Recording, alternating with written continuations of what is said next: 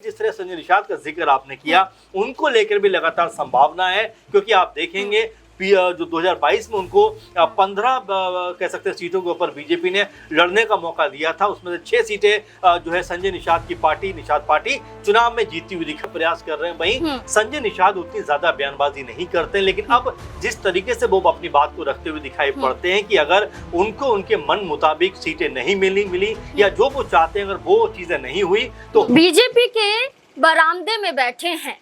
BJP ने दरवाजा खोला तो ठीक, वरना रास्ते और भी हैं। ये बयान है निषाद पार्टी के मुखिया संजय निषाद के।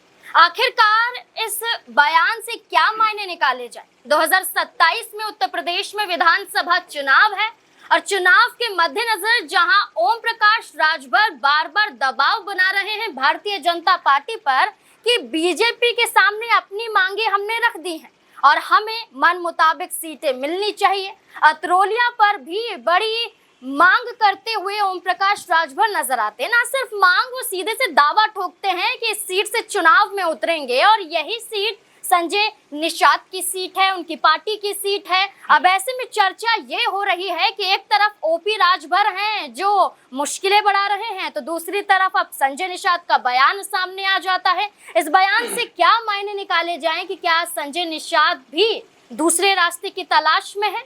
क्या समाजवादी पार्टी की तरफ जा सकते हैं, बहुजन समाज पार्टी की तरफ जा सकते हैं? आखिरकार बयान के मायने क्या हैं, यही सवाल बन जाते हैं। इसी एक बयान से जो सवाल है उनके जवाब खंगालने की कोशिश करेंगे। हमारे साथ हमारे वरिष्ठ सहयोगी अमन जी मौजूद हैं। सर, कैसे देखते हैं संजय निषाद के इस बयान को? पंचायत आज तक के कार्यक्रम में मौजूद थे, जब उनसे ये पूछा जाता है क्या किसी गठबंधन में रहेंगे या इसी गठबंधन में रहेंगे या आपके पास कोई और ऑप्शन भी है, तब ये बयान उनका यहाँ पर आता है। देखिए, बिल्कुल, और उत्तर प्रदेश में चुनावी जो माहौल है बनता हुआ नजर आता है, क्योंकि तमाम तरह की बयानबाजियां शुरू हो रही हैं, तमाम तरह से समीकरण बनते हुए दिखाई पड़ते हैं। कुछ दिनों पहले बीजेपी के जो नए अध्यक्ष नितिन नवीन लखनऊ में थे, वहां जाकर सीएम योगी से मुलाकात की, तमाम बीजेपी के नेताओं से मुलाकात की और भी जो सहयोगी दल है उनसे मुलाकात करते हुए दिखाई पड़े। और उस दौरान ओपी राजभर का जिक्र आप भी कर रहे थे। ओपी राजभर ने कहा था कि अगर आप तोप का लाइसेंस मांगे तो बंदूक का मिलता है और बंदूक का मांगेंगे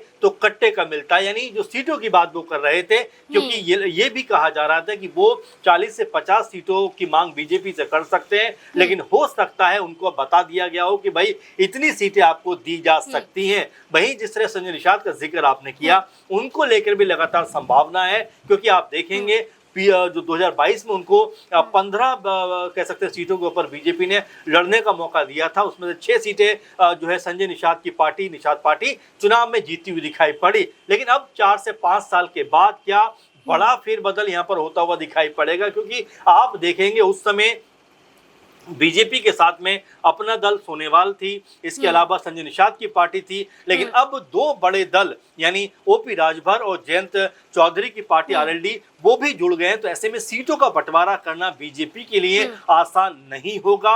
इसके अलावा अपना दल की तरफ से भी लगातार इस बात को लेकर चर्चाएं होंगी, क्योंकि आप देखेंगे उनको बीते चुनाव में 2022 में तकरीबन 18 सीटें दी गई थी, जिसमें से 12 सीटें उन्होंने जीती। तो उनका भी ये मकसद रहेगा कि भाई किसी तरह से अधिक सीटें यहाँ पर मिलती हुई दिखाई पड़े। भाई आरएलडी चाहेगी उनको भी ज्यादा सीटें मिले और सुबह सपा चाहेगी उनको भी ज्यादा सीटें मिले। और इसके अलावा हम देखें तो चिराग पासवान भी अब उत्तर प्रदेश में दस्तक दे चुके हैं, मीटिंग करते हुए नजर आते हैं, समीकरण बनाते हुए नजर आते हैं। और इन तमाम संभावनाओं के बीच में जिस तरह से संजय निषाद ये बात कहते हैं कि हमारे पास विकल्प और भी हैं, यानी और भी लोग हैं जो क्या उनको अपने साथ लेकर जाना चाहते हैं, क्योंकि ये भी कहा जा रहा है कि क्या समाजवादी पार्टी की तरफ भी वो रुख कर सकते हैं। अब खुलकर तो उन्होंने नहीं बताया, लेकिन ये जरूर कहा कि अगर उनके मन मुताबिक चीजें नहीं हुई तो फिर वो अपनी नई राह तलाशते हुए दिखाई पड़ेंगे। बिल्कुल, संजय निषाद का ये कहना है कि जब समाजवादी पार्टी ने अपने दरवाजे बंद किए थे तो बीजेपी ने दरवाजे खोले थे, तो हम उनकी तरफ चले गए थे। अब जब बीजेपी अपने दरवाजे बंद करेगी तो सुरक्षित जगह तो ढूंढनी पड़ेगी,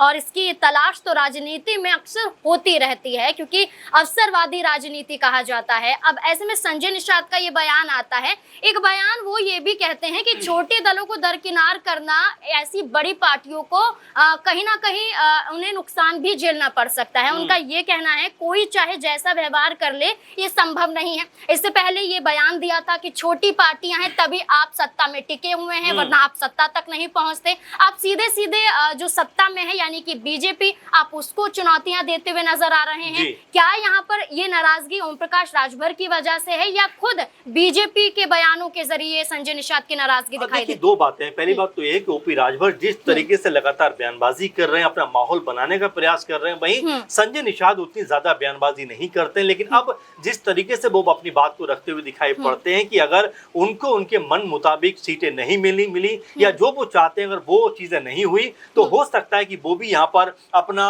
अलग रास्ता इख्तियार करते हुए दिखाई पड़े। चूंकि आपने ओपी राजभर का जिक्र किया था कि ओपी राजभर 2022 में समाजवादी पार्टी के साथ में मिलकर चुनाव लड़े, लेकिन अब जब बीजेपी के वो साथ हैं तो क्या बीजेपी की तरफ से उनको जो है कह सकते हैं कि 18 सीटों ज्यादा सीटें मिलेंगी? ये अपने आप में बड़ा सवाल है, क्योंकि ये भी कहा जाता है कि लगभग 35 सीटों के ऊपर ओपी राजभर ने पूरी तैयारी कर ली है। तमाम अपने चुनावी जो प्रभारी हैं वो नियुक्त कर दिए हैं और उत्तर प्रदेश में पूर्व से लेकर पश्चिम तक अपने लिए एक माहौल बनाने का प्रयास किया है। तो ऐसे में क्या ओपी राजभर के ऊपर ये कटाक्ष है और क्या अब संजय निषाद भी ये चाहते हैं कि भाई उनको भी उनकी जो कद के हिसाब से सीटें मिलती हुई दिखाई पड़े, यानी वो भी चाहते हैं कि क्या उनको भी पिछले दफा के मुकाबले ज्यादा सीटें मिले? तो अब बीजेपी के लिए स्थिति को संभालना उतना आसान नहीं होगा। अच्छा सर, जो समाजवादी पार्टी से अलग हुए हैं वो बीजेपी के साथ जुड़े हैं और बीजेपी में मंत्री तो बने हैं लेकिन उनका कद बढ़ नहीं पाया है।